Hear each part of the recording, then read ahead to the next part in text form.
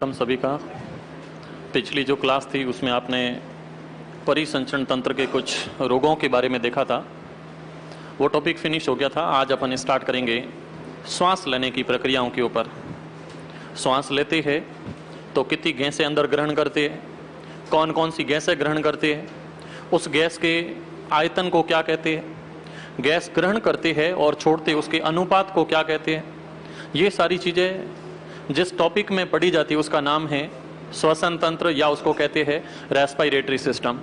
थोड़ा सा आप आराम से सुनना इनको। अपन जब गैसें ग्रहण करते हैं तो मोस्टली अपन ऑक्सीजन ग्रहण करते हैं और जब बाहर छोड़ते हैं तब CO2 कार्बन डाइऑक्साइड गैस को बाहर छोड़ते हैं। एक बार अपन जब श्वास लेते हैं तब ग्रहण की गई ऑक्सीजन और बाहर छोड़ी गई CO2, इन दोनों का जो अनुपात होता है उस अनुपात को अपन कहते हैं मानव श्वसन के अंदर श्वसन गुणांक, या इसको कहते हैं रेस्पिरेटरी क्वोशेंट के नाम से जानते हैं। जस्ट अभी सीटी में प्रश्न था, कार्बोहाइड्रेट का श्वसन गुणांक कितना होता है क्या श्वसन गुणांक? ली गई ऑक्सीजन और छोड़ी गई CO2, इनका जो एक अनुपात चलता है उस अनुपात की प्रक्रिया को कहते हैं श्वसन गुणांक के नाम से जानते हैं, श्वसन गुणांक। अपन टॉपिक नोट कर रहे हैं श्वसन तंत्र। श्वसन तंत्र के अंदर फर्स्ट पॉइंट आता है श्वसन गुणांक क्या होता है। श्वसन गुणांक, श्वसन गुणांक, यह श्वसन गुणांक के लिए एक शब्द आता है RQ, इंग्लिश में इसको कहते हैं रेस्पिरेटरी क्वोशेंट। क्या होता है? तो छोड़ी गई CO2 और ग्रहण की गई O2 का जो अनुपात है, इस अनुपात को कहते हैं श्वसन गुणांक। श्वसन गुणांक के अंदर छोड़ी गई कौन सी गैस छोड़ते हैं? CO2, और ग्रहण कौन से करते हैं? ग्रहण की गई O2 और छोड़ी गई CO2, इन दोनों गैसों के अनुपात को कहते हैं श्वसन गुणांक। कई बार तो इसका सूत्र पूछते हैं, छोड़ी गई CO2 ग्रहण की गई O2, इन दोनों का अनुपात श्वसन गुणांक कहलाता है। धरती पर अलग अलग पोषक तत्व पाए जाते हैं, अलग अलग पोषक तत्व, और पोषक तत्वों की श्रेणी में आप देखोगे तो मुख्य रूप से 4 पोषक तत्व, जिसमें 1 नंबर पे है कार्बोहाइड्रेट। कार्बोहाइड्रेट, घर के अंदर कुछ भी खाने की चीजें, शक्कर, गुड़, गेहूं, बाजरा, आटा, दाल, चावल, तो इनके अंदर मोस्टली कार्बोहाइड्रेट पाया जाता है। और इस कार्बोहाइड्रेट का श्वसन गुणांक हमेशा 1 होता है। सीटी में प्रश्न पूछा था कार्बोहाइड्रेट का श्वसन गुणांक कितना होता है, बिल्कुल सिंपल था। तो इसका श्वसन गुणांक, जिसके अंदर CO2 बटा O2 का अनुपात हमेशा 1-1 होता है, या अनुपात हमेशा 6-6 होता है, और इस अनुपात को अपन कहते हैं 1। इसका श्वसन गुणांक हमेशा 1 होता है। अगला पॉइंट पूछा जाता है प्रोटीन और वसा के बारे में। तो फर्स्ट में अपन वसा की बात कर लेते हैं। वसा का श्वसन गुणांक, श्वसन गुणांक को शॉर्ट में अपन लिखेंगे RQ, और इस वसा का श्वसन गुणांक 0.7 होता है। उसके बाद में प्रोटीन का श्वसन गुणांक, प्रोटीन श्वसन गुणांक, और प्रोटीन का श्वसन गुणांक होता है 0.8। एक ही चीज याद रखोगे, एक आपने सुना होगा किण्वन की प्रक्रियाएं होती हैं। क्या होता है? गांव के अंदर लोग अल्कोहल बनाते हैं, और जो कृत्रिम रूप से अल्कोहल बनाने की प्रक्रिया है उसको कहते हैं किण्वन। किण्वन प्रक्रिया का RQ मान अनंत होता है। याद रखोगे, किण्वन प्रक्रिया जिसके माध्यम से अल्कोहल का निर्माण होता है, अल्कोहल का निर्माण होता है, और इस अल्कोहल निर्माण की किण्वन क्रिया, इसका श्वसन गुणांक अनंत होता है। मैं इसके आगे अनंत लिख रहा हूं। तो किण्वन का श्वसन गुणांक होता है अनंत। कार्बोहाइड्रेट का 1 होता है, प्रोटीन का 0.8 होता है, और वसा का 0.7 होता है। क्या है श्वसन गुणांक? आप बैठे हैं, O2 ग्रहण कर रहे हैं, CO2 बाहर छोड़ रहे हैं, और जो इसका अनुपात चलता है उसको कहते हैं श्वसन गुणांक। अपन जो श्वास की प्रक्रियाओं के अंदर 1 मिनट में जो श्वास लेते हैं, वो श्वास 1 मिनट में कितनी बार लेते हैं? 72 बार। 72 बार तो हृदय धड़कता है। श्वास 0.8 तो हृदय 1 बार धड़कता है, तब टाइम लगता है। अपने शरीर के अंदर श्वास की जो प्रक्रिया है, अपन ले रहे हैं, छोड़ रहे हैं, ये प्रक्रिया 1 मिनट के अंदर 12 से लगा करके 18 बार होती है। अब ये प्रक्रिया 12 भी हो सकती है, सोए हुए हो तो बहुत श्वास की प्रक्रिया धीमी चलती है। जब कोई आपातकालीन स्थिति हो तो 18 बार भी हो सकती है, 24 बार भी हो सकती है, वो स्थिति पे डिपेंड करता है। तो मानव के अंदर जो श्वसन दर चल रही है, जो अपन श्वास लेते हैं छोड़ते हैं, इस प्रक्रिया को कहते हैं श्वसन दर। और मानव के अंदर श्वसन दर कितनी बार होती है? 12 से 18 बार। हृदय कितनी बार धड़कता है? 72 बार। एक बार हृदय धड़कने में लगना टाइम 0.8 सेकेंड है, लेकिन इधर पॉइंट कुछ नहीं है। जो अपन श्वास लेते हैं और छोड़ते हैं, इसमें जो 1 मिनट में प्रक्रिया होती है वो 12 से 18 बार होती है। ये डिपेंड करती है कंडीशन कैसी है। सोए हुए हो तो 12 पे होगी, कोई आपातकालीन तो 18 पे हो सकती है। अभी जिस कंडीशन में आप बैठे हो कोई टेंशन की नहीं है, और इस कंडीशन में अपन जो एक बार में श्वास अंदर ग्रहण करते हैं, एक बार में, अभी बैठे हो आप नॉर्मल जो श्वास लेते हो, एक बार में जितनी सांस अंदर जा रही है फेफड़ों में, उसको कहते हैं ज्वारीय आयतन। एक बार में श्वसन के दौरान ग्रहण की गई वायु का आयतन क्या कहलाता है? ज्वारीय आयतन कहलाता है। ज्वारीय आयतन। ज्वारीय आयतन क्या है? तो ज्वारीय आयतन में अपन लिखते हैं कि सामान्य अवस्था में बिल्कुल एकदम नॉर्मल, एक बार जब अपन श्वास प्रक्रिया करते हैं तो फेफड़ों के अंदर कितनी गैस अपन भरते हैं, फेफड़ों के अंदर कितनी गैस भरते हैं, उस गैस की मात्रा को कहते हैं ज्वारीय आयतन। अच्छा, भरते कितनी है गैस? तो इसका मान होता है 500 ml। एक बार में अपन जब बैठे बैठे इधर श्वास लेते हैं तो 500 ml गैस अपन फेफड़ों के अंदर भरते हैं। इसके बाद में आगे का पॉइंट जब पूछा जाता है तो श्वसन की प्रक्रियाओं के अंदर श्वसन दर पूछी जाती है। जो जीव पानी के अंदर रहते हैं, तो आपको पता है पानी के अंदर घुली हुई ऑक्सीजन बहुत कम है, इसलिए जो जीव पानी में रहते हैं उसमें श्वसन दर बहुत तेज होती है। अपन धरती पर रहते हैं और अपन आसानी से ऑक्सीजन ग्रहण कर सकते हैं, इसलिए अपने में श्वसन दर थोड़ी सी धीमी है, जबकि जो पानी में पाए जाते हैं उसमें श्वसन दर तेज होती है। कारण यह है कि जल के अंदर घुली हुई ऑक्सीजन की मात्रा कुछ कम है, जबकि इस धरातल पर घुली हुई ऑक्सीजन की मात्रा कुछ ज्यादा है, इसलिए जलीय जीवों में श्वास की दर स्थलीय जीवों की अपेक्षा थोड़ी सी तेज होती है। तो ये चीज भी यहाँ पे याद रखोगे, पूछी जाती है। जो जीव स्थल पर पाए जाते हैं, स्थल पर जीव पाए जाते हैं, इसके अंदर श्वसन दर क्या होती है? तो अपन कहेंगे उनमें श्वसन दर थोड़ी धीमी होती है। लेकिन जो जीव जल में पाए जाते हैं, क्या वो जीव 18 बार श्वास लेंगे तो चल जाएगा काम? ज्यादा लेना पड़ेगा। तो जलीय जीवों के अंदर श्वसन दर क्या होती है? तो अपन कहेंगे तेज होती है, या फिर मैं तीर ऊपर कर रहा हूं मतलब ज्यादा होती है। तो जल के अंदर होती है ज्यादा, और धरती पर जो पाए जाते हैं उसके अंदर श्वसन दर थोड़ी सी कम पाई जाती है। इसके बाद अलग अलग जीवों के श्वसन अंग पूछे जाते हैं, जैसे अमीबा, पैरामीशियम। आपने एक कोशी के जीवों के बारे में सुना होगा। इन जीवों में श्वास लेने के लिए नाक, फेफड़ा ऐसा कुछ भी नहीं पाया जाता, क्योंकि जीव खुद कैसा है? एक कोशी की जीव है। जितने भी एक कोशी की जीव होते हैं, एक कोशिकीय जीव, एक कोशी के जीवों में कौन कौन आते हैं? तो एक नाम आता है अमीबा, और कौन है? पैरामीशियम, और कौन है? युगलिना, क्लेमोडोमोनास, यूलोथ्रिक्स, स्पाइरोगाइरा, खूब सारे पाए जाते हैं, हजारों लाखों पाए जाते हैं। इनके अंदर श्वास लेने के लिए कोई विशेष संगठन, विशेष अंग नहीं पाया जाता है। जैसे अपन अमीबे की बात करें तो अमीबे के अंदर श्वास लेने के लिए अमीबा ऐसा होता है आकार में, बीच में बस एक छोटा सा केंद्रक नुमा संरचना होती है, बाकी नाक, कान, श्वसन तंत्र, पाचन तंत्र कुछ भी नहीं है। इसके अंदर श्वास लेने की प्रक्रिया इस सतह से होती है। इसलिए अपन कह सकते हैं कि एक कोशिकीय जीवों में श्वास लेने की प्रक्रिया शारीरिक सतह से होती है।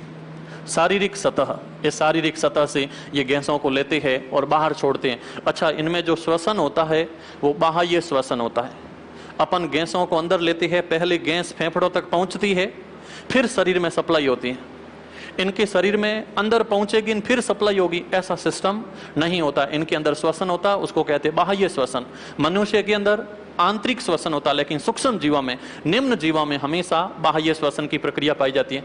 दूसरा, आप याद रखो कि धरती पर जितने भी कीट पाए जाते हैं, या फिर कीट के साथ में जो तिलचट्टा पाया जाता है, तिलचट्टा खुद भी एक कीटों के परिवार में ही शामिल है मोस्टली, लेकिन अपन याद रखेंगे कि धरती पर जितने भी कीट पाए जाते हैं, इनके अंदर श्वास लेने के लिए जो अंग पाया जाता है उसका नाम है श्वास नली। जितने भी धरती पर कीट पाए जाते हैं उसमें फेफड़ा है ही नहीं। अपने में जैसे श्वास नली यहाँ तक आके खत्म हो गई, फिर फेफड़े आ गई, लेकिन छोटे कीटों में श्वास नली खत्म है। गैस आएगी, श्वास नली तक आएगी, श्वास नली के बाद में वो गैस बाहर छोड़ी जाती है, और जितना शरीर उसको ग्रहण कर सकता है वो कर सकता है। तो जितने भी कीट पाए जाते हैं, कीटों के अंदर श्वास लेने वाला जो अंग है उसका नाम है श्वास नली। श्वास नली परीक्षाओं में नहीं पूछते हैं, इसके लिए शब्द पूछा जाता है ट्रेकिया, याद रखोगे। और बहुत बार पूछा जाता है मधुमक्खी में श्वास या श्वसन अंग कौन सा अंग रहता है, तो मधुमक्खी में हमेशा ट्रेकिया पाया जाता है, ये मधुमक्खी के अंदर होता है। अगला पॉइंट पूछा जाता है बिच्छू के अंदर, इस रीट में अभी पूछा था बिच्छू श्वास कहां से लेता है, तो अगला पॉइंट आता है बिच्छू के अंदर। बिच्छू जिसको इंग्लिश में अपन कहते हैं स्कॉर्पियो, बिच्छू के जो फेफड़े होते हैं वो आपकी किताबों की तरह होते हैं। बिच्छू के फेफड़े किताबों की तरह होते हैं, और किताबों को इंग्लिश में अपन कहते हैं पुस्तक। पुस्तक के जैसे कौन होते हैं, फेफड़े होते हैं, तो इसको कहते हैं पुस्तक फुफ्फुस। पुस्तक फुफ्फुस। रीट में प्रश्न आया था, उसका आंसर लिखा हुआ था बुक्स लंग्स। 90% बच्चों को याद था, क्लास में डिस्कशन भी हुआ था, इसलिए सही करके आए भी थे। तो ये बुक्स लंग्स पाया जाता है बिच्छू के अंदर। बिच्छू में श्वास लेने वाला जो अंग है उसका नाम है पुस्तक फुफ्फुस, या इसको कहते हैं बुक्स लंग। थोड़ा स्पेशल अलग हटके नाम है। अगला पॉइंट आता है मेढक के बारे में। मेढक कहाँ से श्वास लेता है परीक्षाओं में, एक तो मेढक, एक उसके साथ में तिलचटा, तिलचटे के साथ में केंचुआ, ये तीनों तो पूछे ही जाते हैं। केंचुए के अंदर श्वास लेने की प्रक्रिया सतह है केंचुए के अंदर, लेकिन मैं बात करने जा रहा हूं मेढक के ऊपर। मेढक श्वास कहां से लेता है, मेढक फ्रॉग। मेढक में श्वास लेने की प्रक्रिया 3 टाइप से होती है। जब मेढक धरती के ऊपर होता है तब वो फेफड़ों से श्वास लेता है, श्वास जाएगी फेफड़ों तक पूरे शरीर में। तो जब ये स्थल पर पाया जाता है तब इसमें काम करते हैं फेफड़े। फेफड़ों को इंग्लिश में बोले तो लंग्स, या फिर अपन कहते हैं इसको फेफड़े। फेफड़े पाए जाते हैं, फेफड़ा पाया जाता है। जब मेढक पानी में होता है तब इसमें काम करते हैं गलफड़े। मेढक जब पानी में होता है तो पानी में इसमें काम करते हैं गेल्स, या इसको अपन हिंदी में लिख सकते हैं गलफड़े। गलफड़े पाए जाते हैं, गलफड़ों के माध्यम से श्वास होता है। सर्दी की ऋतु में सारे के सारे मेढक जमीन में चले जाते हैं। सर्दी ज्यादा पड़ती है और उससे पहले खा पी के काफी मोटे हो जाते बारिश में, फिर सारे के सारे जमीन में चले जाते हैं। 3-4 महीने वहीं तपस्या करते, बाहर नहीं आते। कभी यार थोड़ा सा गड्ढा खोदो, उसमें कई बार बेचारे कट जाते हैं। तो जब जमीन में चले जाते हैं उस प्रक्रिया को कहते हैं हाइबरनेशन।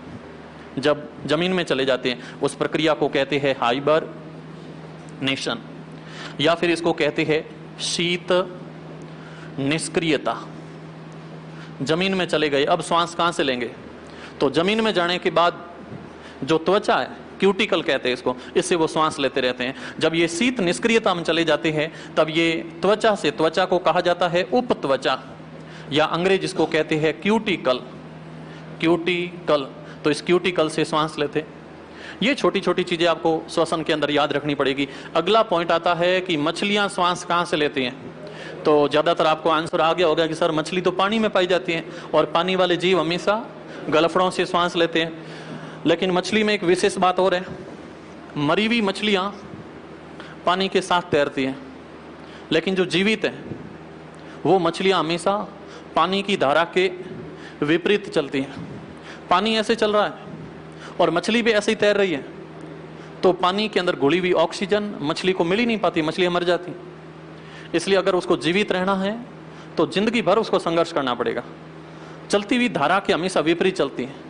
प्रश्न पूछा गया मछलियों में श्वास की प्रक्रिया किस विधि से होती है, तो इसको कहते हैं प्रतिधारा गमन। समझ गए होंगे आप, प्रतिधारा गमन प्रक्रिया होती है मछलियों के अंदर। मछली में श्वास कहां से आता है, गलफड़ों से, गलफड़ा पाया जाता है, और मछली के अंदर प्रतिधारा गमन होता है। मछलियां हमेशा पानी के विपरीत दिशा में चलती हैं। भारत का सबसे बड़ा डेल्टा, वहां पे जब नदियां मिलती है तो वहां पे सुंदरवन के अंदर खूब सारा वो जो डेल्टे का क्षेत्र है वहां पे दलदल ज्यादा है, और दलदल ज्यादा होने के कारण वहां की जमीन में नमक ज्यादा है, और नमक ज्यादा होने के कारण वहां उगने वाले पौधों की जड़ें जमीन से ऑक्सीजन ले ही नहीं पाती है। इसलिए जहां पे दलदल ज्यादा वहां पे जमीन के अंदर से जड़ वापस बाहर आती है और बाहर आकर के श्वास ग्रहण करती है।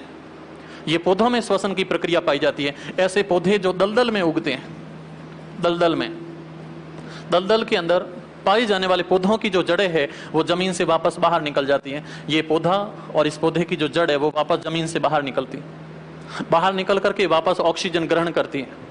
और ये जो प्रक्रिया पाई जाती है, इस इतनी सी प्रक्रिया को कहते हैं न्यूमेटोफोर। इसको कहते हैं न्यूमेटोफोर। ये राइजोफोरा या फिर न्यूमेटोफोर, या इसको कहते हैं श्वसन मूल, श्वसन मूल कहते हैं, या इसको कहते हैं न्यूमेटोफोर। ये न्यूमेटोफोर की प्रक्रिया कौन से पादपों में होती है? दलदल में पाए जाने वाले पादपों में ये प्रक्रिया पाई जाती है। उसके बाद कुछ अपने शरीर से जुड़े हुए तथ्य आप याद रखोगे। आपने कुछ दिन पहले ही पढ़ा था कि अपने शरीर की आरबीसी में एक श्वसन वर्णक पाया जाता है जिसका नाम था हीमोग्लोबिन। मानव शरीर की आरबीसी, आरबीसी में पाया जाता है हीमोग्लोबिन। क्या काम है इसका? आपने पढ़ा था कि सर ये ऑक्सीजन से जुड़ती है, और ये हीमोग्लोबिन संरचना जब ऑक्सीजन से जुड़ती है तो शरीर के अंदर ऑक्सीजन का करती है परिवहन। शरीर में ऑक्सीजन का परिवहन करने वाली मुख्य संरचना का नाम हीमोग्लोबिन होता है। याद रह जाएगा। इस हीमोग्लोबिन का रंग लाल क्यों है? तो आप ऐसा याद रखते हो कि इस हीमोग्लोबिन के अंदर लोहे की संरचना पाई जाती है, अंदर आयरन पाया जाता है। और आयरन कौन सी अवस्था में होता है? तो आप याद रखोगे कि इसके अंदर जो आयरन है, जो लोहा है, ये पाया जाता है Fe2+ अवस्था में, या इसको अपन कहते हैं फेरस आयन। फेरस आयन के रूप में पाया जाता है। और ये फेरस आयन खुद किस कलर का होता है? इसलिए मानव का रक्त कैसा दिखता है? लाल दिखता है। प्रश्न आ जाए मानव में श्वसन वर्णक कौन सा पाया जाता? तो याद रखोगे हीमोग्लोबिन पाया जाता है। इस हीमोग्लोबिन को मापने के लिए जो मशीन काम करती है उसका नाम है हीमोसाइटोमीटर। कुछ दिन पहले आपने पढ़ा था कि हृदय की धड़कन मापने के लिए स्टेथोस्कोप था, हृदय की जांच करने के लिए ईसीजी था, बीपी मापने के लिए स्फाइगोमैनोमीटर था। तो उसी टाइप में रक्त के अंदर आरबीसी, डब्ल्यूबीसी, प्लेटलेट्स, हीमोग्लोबिन है कितना, इसको मापने वाला जो यंत्र है उस यंत्र का नाम है हीमोसाइटोमीटर। हीमोसाइटोमीटर है। ऐसा ही में प्रश्न आया था, पुरुष महिला, एक तरफ मैं लिख रहा हूं मेल, दूसरी तरफ फीमेल, इस हीमोग्लोबिन की मात्रा कितनी होनी चाहिए? तो मेल के अंदर इसकी मात्रा होनी चाहिए 12 से 16 ग्राम प्रति 100 ml। एक ही याद रखोगे, कई बार इसको 12 की जगह 11-13 करते, लेकिन ये मान हमेशा महिलाओं से अधिक ही चलता है। पुरुषों की अपेक्षा मादाओं में जो मान चलता है वो 11 से 14 लिखोगे आगे, ग्राम प्रति 100 ml ये मात्रा इसमें पाई जाती है। कल परसों ही आपने लिखा था कि अगर शरीर में हीमोग्लोबिन की कमी हो जाए तो एनीमिया हो जाता है, पढ़ा था आपने। तो शरीर के अंदर जब हीमोग्लोबिन की कमी हो जाती है तो हीमोग्लोबिन की कमी होने से एनीमिया रोग हो जाता है। ये चीज भी आप पढ़ चुके हो। 3-4 दिन पहले आपने पढ़ा था कि धरती पर जो मोलस्क का जीव है, मोलस्क का बोले तो शंख, शंख मैंने एग्जाम्पल चित्र भी दिखाया था। उस शंख के अंदर जो रक्त का रंग है वो हमेशा नीले कलर का होता है। क्यों? उसके शरीर में श्वसन वर्णक पाया जाता है हीमोसाइनिन, और उस हीमोसाइनिन का जो केंद्रीय तत्व है वो हमेशा कॉपर होता है। याद है तुम्हें? तो कॉपर पूछा जाता है। अपने शरीर में रक्त का रंग होता है रेड, जबकि कुछ धरती पर जीव है जिसके अंदर नाम क्या आता है? मोलस्का। और इस मोलस्का के अंदर श्वास को ट्रांसपोर्ट करने का काम जो संरचना करती है उसका नाम हीमोसाइनिन होता है। और इस हीमोसाइनिन के अंदर तत्व कौन सा पाया जाता है? कॉपर पाया जाता है। Cu+ अवस्था में पाया जाता है, क्यूप्रस के रूप में पाया जाता है। तो ये कुछ चीजें इसमें रहती है। फिर इसके बाद अपन नोट करती है कि अपन गैसें जो ग्रहण करती है, बाहर छोड़ती है, उसका अनुपात क्या रहता है? कौन सी गैस ग्रहण करती है? O2। छोड़ते कौन सी है? CO2। तो अपन जब श्वास की प्रक्रिया में होते हैं तो इस श्वास की प्रक्रिया के अंदर कौन सी गैस और कितनी ग्रहण करते हैं उसको थोड़ा सा पढ़ते हैं। जब श्वास अपन अंदर लेते हैं तो उस प्रक्रिया को कहते हैं इंस्पिरेशन। जब अपन गैसों को बाहर छोड़ते हैं उसको कहते हैं एक्सपायरेशन। इंस्पायरेशन, एक्सपायरेशन, या इसको कहते हैं अंतः श्वसन, उसको कहते हैं उच्च श्वसन। बाह्य मत बोलना, इसको कहते हैं उच्च श्वसन। उच्च श्वसन 2 प्रक्रियाएं होती है। इसमें अलग अलग गैसों का अनुपात पूछते हैं। सबसे पहले कौन सी गैस? ऑक्सीजन लेते कितनी है? वातावरण में जितनी होती है उतनी लेंगे। वातावरण में कितनी है? 21%। ऑक्सीजन कितनी पाई जाती है? 21%। जब अपन गैसें अंदर लेंगे तो ऑक्सीजन कितनी जाएगी अंदर? 21%। अच्छा, वातावरण में CO2 कितनी पाई जाती है? हाँ, वातावरण के अंदर CO2 पाई जाती है 0.03%। 0.03%। 0.03%। अच्छा, वातावरण के अंदर नाइट्रोजन कितनी पाई जाती है? 78% पाई जाती है। ये 78%। अंतः श्वसन का मतलब गैसों को अंदर ग्रहण करना, एक्सपायरेशन का मतलब गैसों को बाहर छोड़ना। ये तो आपको समझ में आ गया। अब बताओ ऑक्सीजन बाहर कितनी छोड़ोगे? तो आपका आंसर रहेगा कि सर 21 अंदर चली जाती है और उस 21% के अंदर से 17% बाहर निकल जाती है। तो शरीर कितनी गैस लेता होगा? 4%। तो यहां से 21 और वापस कितनी निकल जाती है? 17%। कुछ किताबें इसको 16 पॉइंट करके लिखती है, लेकिन एनसीईआरटी ने क्लियर कर दिया ये 17% बाहर छोड़ी जाती है। 17-21 अंतर कितने का आया? और ये 4% वापस बाहर निकल जाती है। CO2। CO2 अंदर ग्रहण करते हैं कम, बाहर निकलती है ज्यादा। N2 अंदर ग्रहण करे 78, बाहर निकल जाती है 78। ये एकमात्र ऐसी गैस है जो मानव के खून में बिल्कुल भी घुलती नहीं है। याद रखोगे? तो ये 3 गैसों का अनुपात जो श्वसन की प्रक्रियाओं के अंदर पूछा।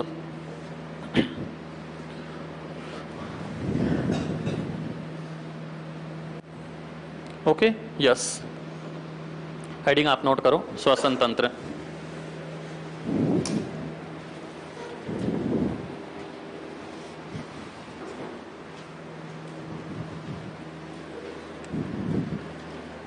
श्वसन तंत्र में फर्स्ट पॉइंट नोट करो, श्वसन गुणांक।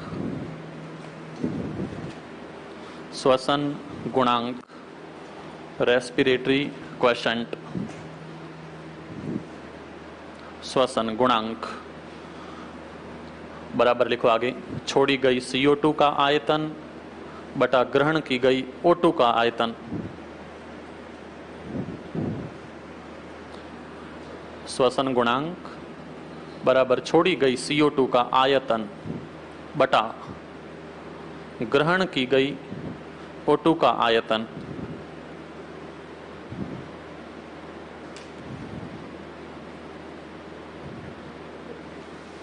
छोड़ी गई CO2 का आयतन अपॉन में लिखा आपने ग्रहण की गई O2 का आयतन। ओके, खत्म। इस इतनी सी घटना को कहते हैं श्वसन गुणांक। अगला पॉइंट एक लाइन छोड़ करके आगे नोट करो, लिखो कार्बोहाइड्रेट का, एक लाइन छोड़ के, कार्बोहाइड्रेट का श्वसन गुणांक। कार्बोहाइड्रेट का श्वसन गुणांक पूरा नहीं लिखो तो RQ लिख लेना। RQ, respiration quotient. कार्बोहाइड्रेट का RQ बराबर 1, बराबर 1। अगला वसा, वसा का RQ बराबर 0.7। फिर प्रोटीन, प्रोटीन का श्वसन गुणांक 0.8। प्रोटीन का श्वसन गुणांक 0.8। अगला पॉइंट लिखोगे लिखोगे किण्वन, श्वसन गुणांक किण्वन, किण्वन RQ बराबर अनंत। किण्वन RQ बराबर अनंत। किण्वन RQ बराबर अनंत। एक लाइन छोड़ के आगे नोट करो, मानव में श्वसन दर, मानव में श्वसन दर 12 से 18 बार, मानव में श्वसन दर 12 से 18 बार प्रति मिनट होती है। 12 से 18 बार प्रति मिनट होती है।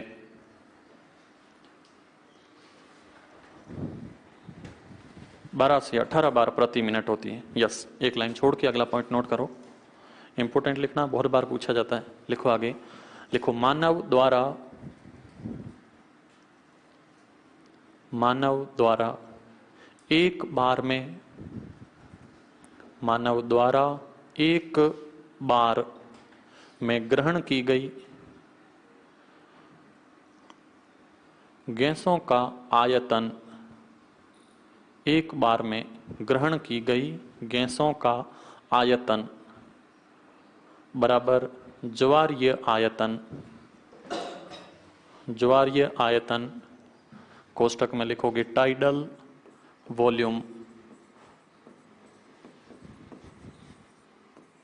ज्वारीय आयतन टाइडल वॉल्यूम कहलाता है।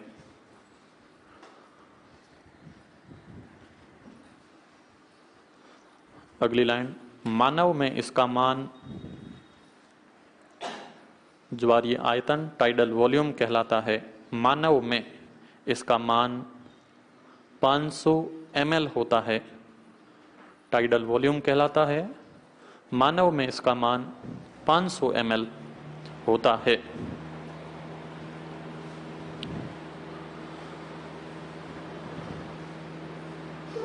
ml लिखोगे तो थोड़ी ml की बेइज्जती मत करना, ml को ml के हिसाब से लिखना। कई लोग m में m कैपिटल कर लेते हैं तो उसकी गजब, m छोटा लिखोगे।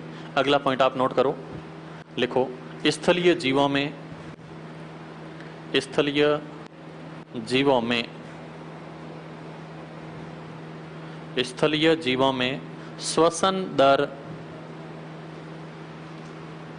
स्थलीय जीवों में श्वसन दर जलीय जीवों की अपेक्षा, स्थलीय जीवों में श्वसन दर जलीय जीवों की अपेक्षा क्या होती है?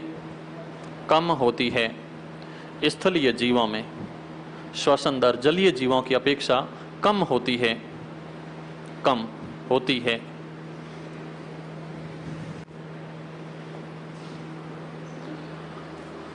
एक लाइन छोड़ के आगे नोट करो, एक कोशिकीय जीव, एक कोशिकीय यूनिसेल्यूलर, एक कोशिकीय जीव शारीरिक सतह से, एक कोशिकीय जीव शारीरिक सतह से गैसों का विनिमय करते हैं, शारीरिक सतह से गैसों का विनिमय, एक्सचेंज, गैसों का विनिमय करते हैं, गैसों का विनिमय करते हैं। अगला पॉइंट, कीटों में श्वास नली, कीटों में श्वास नली कोष्ठक ट्रेकिया पाई जाती है। कीटों में श्वास नली ट्रेकिया पाई जाती है।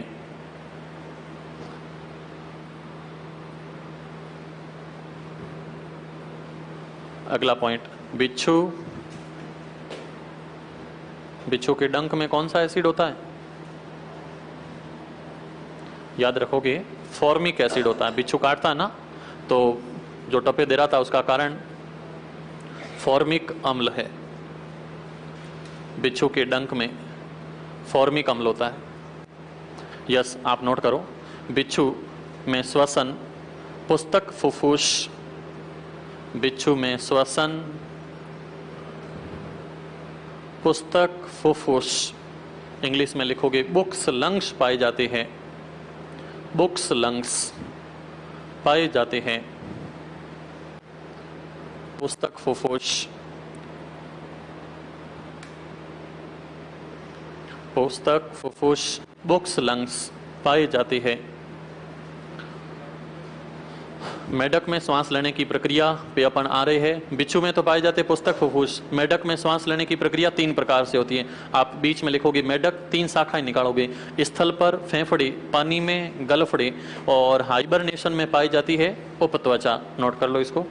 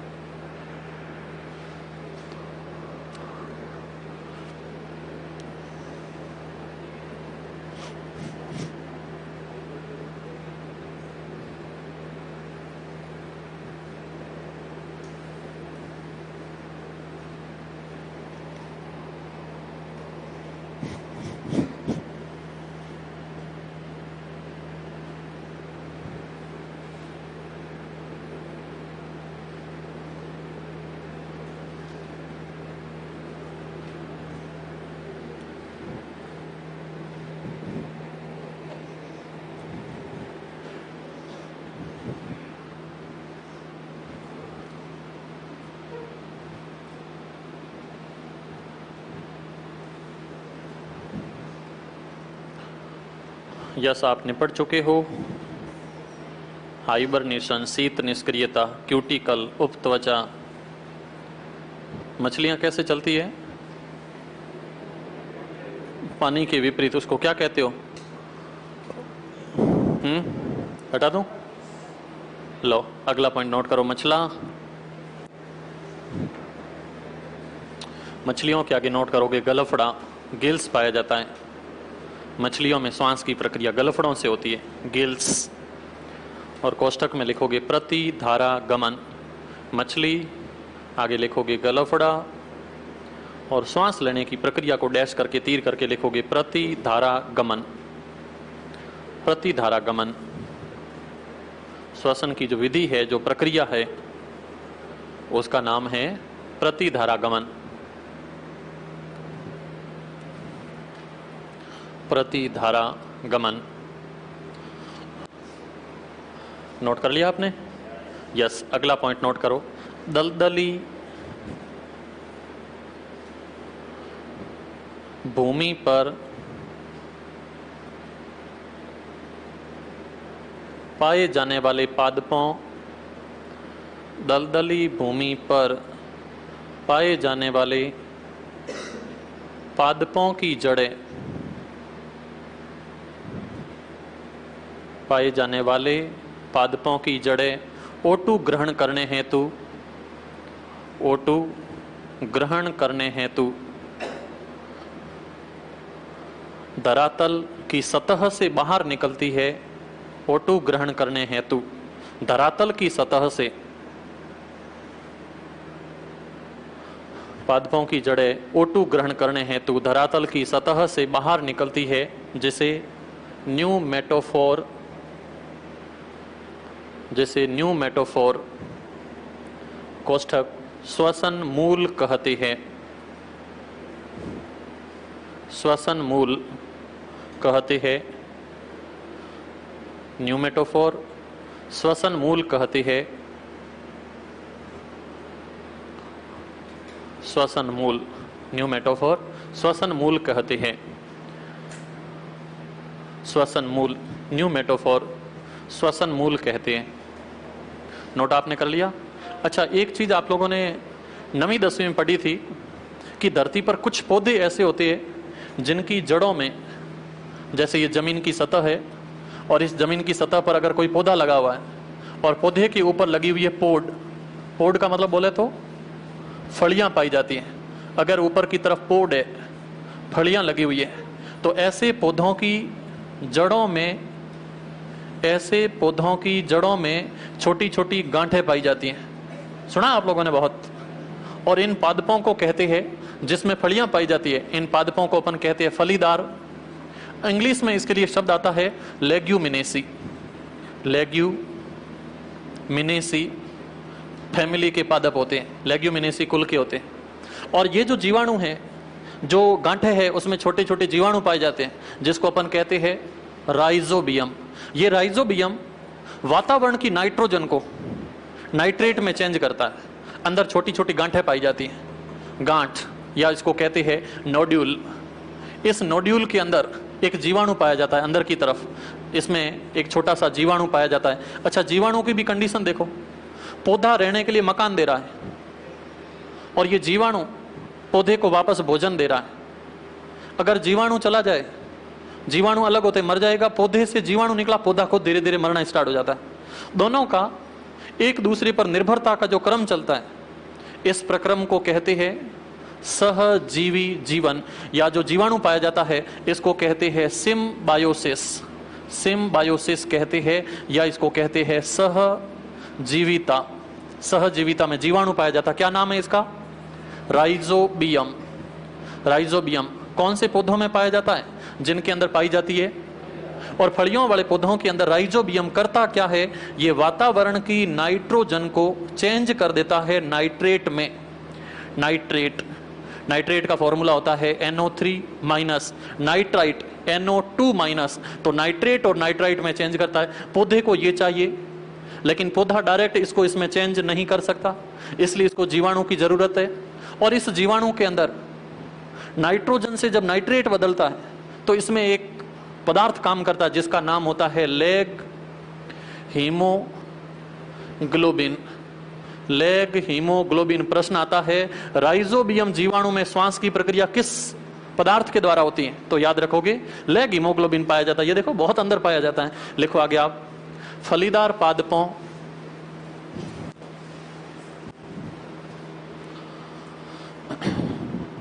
फलीदार पादपों, कोष्टक में लिखोगे लेग्यूमिनेसी। लेग्यूमिनेसी, फलीदार पादपों लेग्यूमिनेसी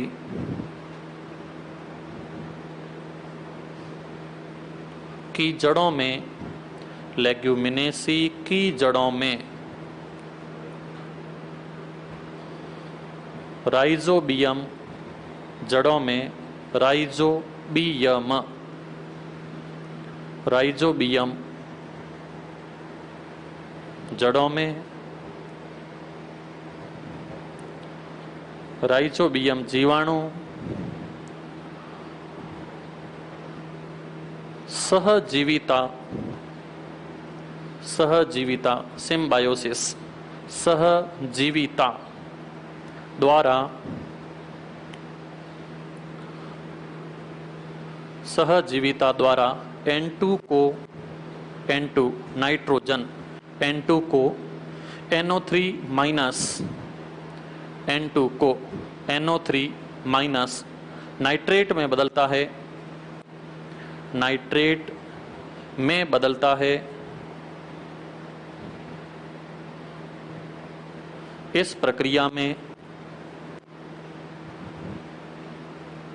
लेग हीमोग्लोबिन, इस प्रक्रिया में लेग हीमोग्लोबिन प्रोटीन सहायता करता है।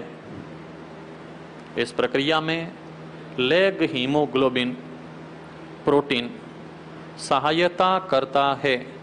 इस प्रक्रिया में लेग हीमोग्लोबिन प्रोटीन सहायता करता है। लेग हीमोग्लोबिन प्रोटीन सहायता करता है।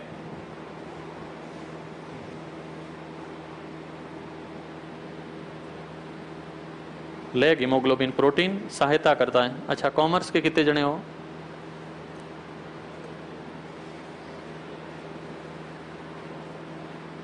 अच्छा, साइंस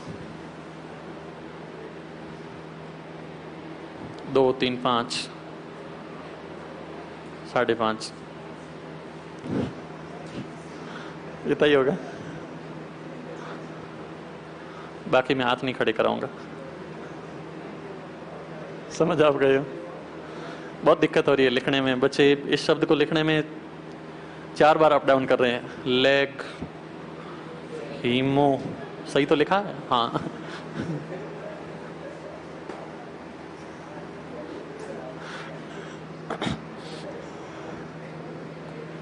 अगला पॉइंट नोट करो। मानव में गैसों का परिवहन, मानव में गैसों का परिवहन HB द्वारा, गैसों का परिवहन HB हीमोग्लोबिन HB द्वारा, मानव में गैसों का परिवहन HB द्वारा होता है। इसमें केंद्रीय परमाणु, इसमें केंद्रीय परमाणु सेंट्रल एटम, इसमें केंद्रीय परमाणु आयरन, केंद्रीय परमाणु आयरन Fe2+, केंद्रीय परमाणु iron Fe2+, Fe2+, ferrous ion, ferrous, Fe2+, ferrous ion पाया जाता है, फेरस आयन पाया जाता है। यह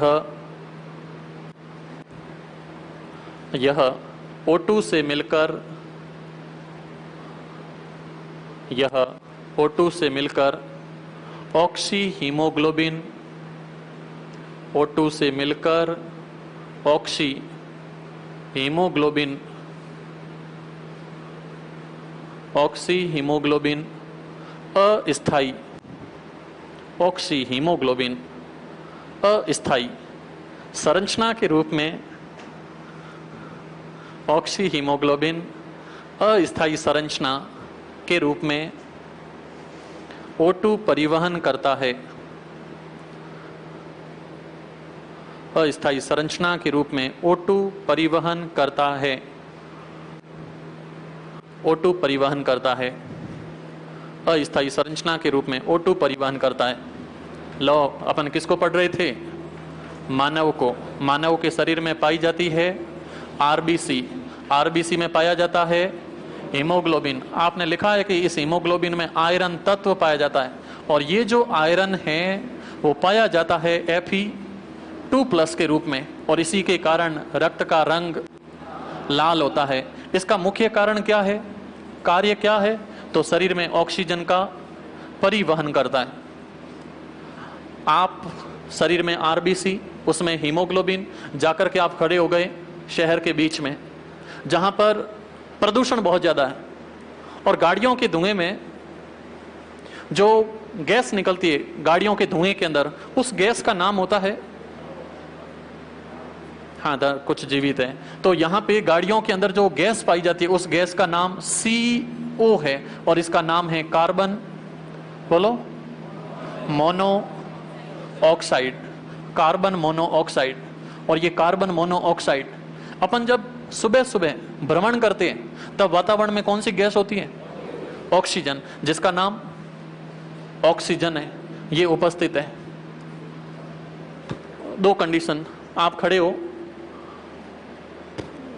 बीच में, इधर ऑक्सीजन है, इधर CO है, गाड़ियों की धुएं वाली, हीमोग्लोबिन बीच में न्यूट्रल होकर बैठा है, लेकिन इन दोनों के जुड़ने की जो स्पीड है, उस गाड़ियों से निकलने वाले धुएं की स्पीड ऑक्सीजन की तुलना में 280 से 320 गुना ज्यादा स्पीड है। इससे वो इतना स्पीड से जुड़ता है। इसलिए शरीर में जैसे ही आप कहीं प्रदूषित जगह पे खड़े होते हो, शरीर के अंदर एक पदार्थ बनता है, क्योंकि मानव शरीर के अंदर अपना जो हीमोग्लोबिन है, उस हीमोग्लोबिन के साथ जुड़ता कौन है? जुड़ता कौन है? CO जुड़ता है। कितनी स्पीड से जुड़ता है? 280 से 320 गुना स्पीड से जुड़ता है। ये क्रॉस नहीं लगा हुआ, गुना लगा हुआ, इतनी ज्यादा स्पीड के साथ में जुड़ता है। और इतनी गुना स्पीड के साथ जब जुड़ता है तो शरीर में एक विषैला पदार्थ बनता है, और उस विषैले पदार्थ का नाम है कार्बोक्सी, कार्बोक्सी हीमोग्लोबिन,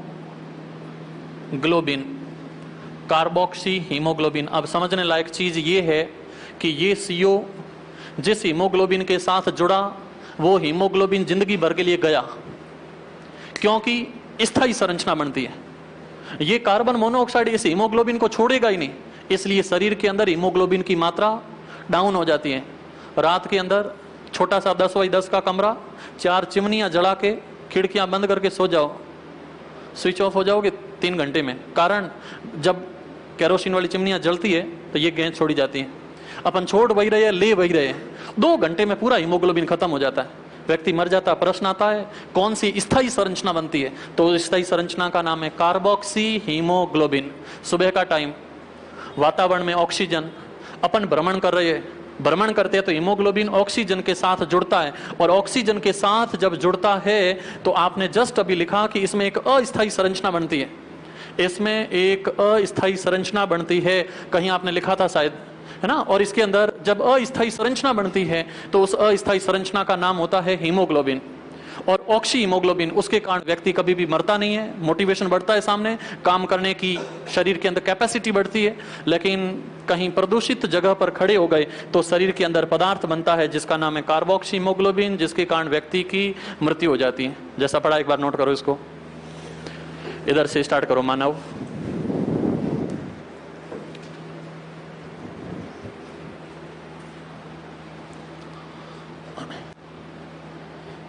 किण्वन का श्वसन गुणांक कितना था?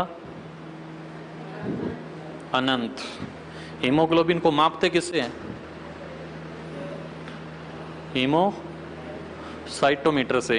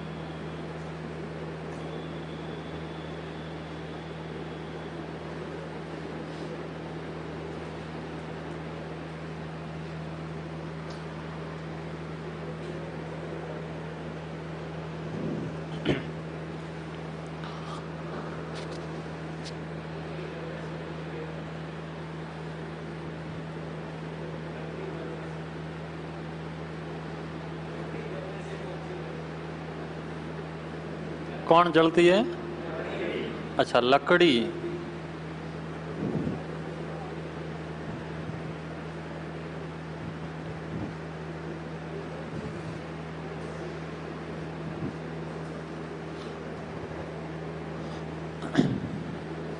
नोट कर लिया? जलने की प्रक्रिया धरती पर दो प्रकार की, एक होता है वायवीय, दूसरा होता है अवायवीय। गाड़ियों के टायर जलाए जाते हैं, काला धुआं निकलता है, अवायवीय श्वसन है।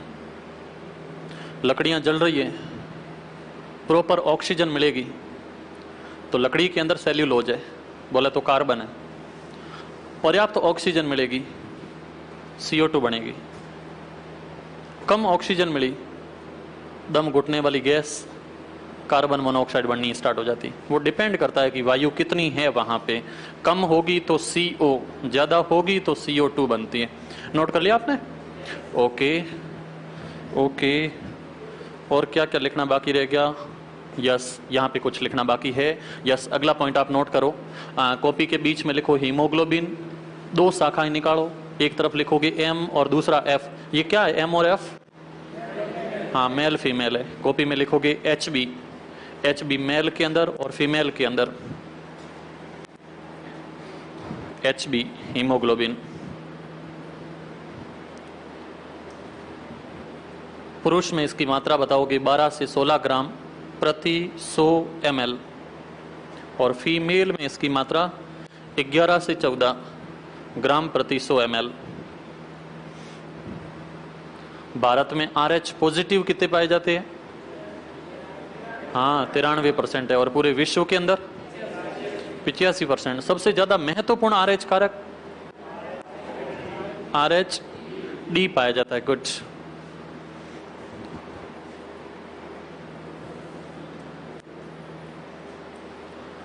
यस, वो हो गया। आपने उधर की तरफ लिखा है 12-16 और इधर की तरफ लिखा है 11 से 14 ग्राम प्रति 100 ml। यस, अगला पॉइंट नोट करो। मोलस्का वर्ग के जीवों में, मोलस्का में जीव का नाम आता है शंख।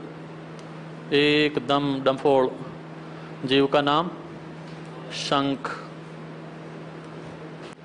शंख, जिसको यूनियो कहते हैं, घोंगा कहते हैं, पाइला कहते हैं। तो मोलस्का में श्वसन वर्णक हीमोसाइनिन,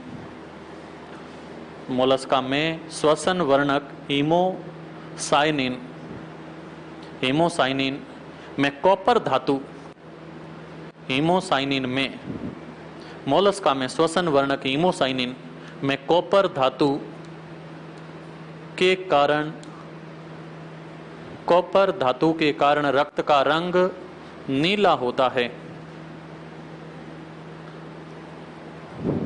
हीमोसाइनिन में कॉपर धातु के कारण रक्त का रंग नीला होता है, ब्लू कलर का होता है, रक्त का रंग नीला होता है। ओके। और हीमोग्लोबिन का मापन हीमोसाइटोमीटर से होता है। बाकी सारी चीजें मोस्टली आपने नोट कर ली है। अब लास्ट पॉइंट एक रह गया है, और ये पॉइंट कौन सा है? ये वाला है। यस, इसको आप नोट कर लो। गैस है जो अपन छोड़ते हैं और ग्रहण करते हैं।